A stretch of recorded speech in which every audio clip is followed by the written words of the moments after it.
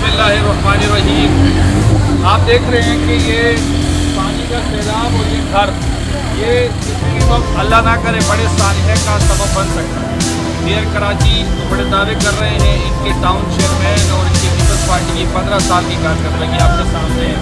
अल्लाह के आसरे पे ये है लोग पानी का जो बहाव है उसको रोकने के लिए या नाले साफ करने के लिए अरबों रुपए के फंड तो आए होंगे, लेकिन इनकी जेबों में चले गए होंगे। इनके मुतहद जाली कौम 47 की नुमाइंदे, इनके MLA MPs, इनके टाउन UC और इनके मेयर कराची छुप गए हैं। आवाम को बेआसरा छोड़ा हुआ है। पूरे कराची को इन्होंने इस तरीके से छोड़ा हुआ है कि इस हादसे के इस फ्लड के आसरे पर छोड़ा हुआ है। तो ये एक सवाल है तमाम पाकिस्तानियों के लिए, बिलखुसूस कराची के लोगों के लिए, कि ये इनकी कारकर्दगी है।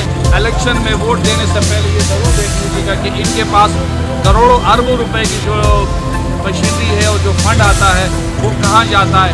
आज आवाम अल्लाह के आसरे पे है। कोई यहाँ पर इंतज़ामिया मौजूद नहीं है, फ्लड के हवाले से कोई मशीनरी मौजूद नहीं है, कोई लोग मौजूद नहीं है कि यहाँ पर बचाव और लोगों को रेस्क्यू करने के लिए कोई मशीनरी हो या कोई घर बचाव के लिए कोई मामला हो।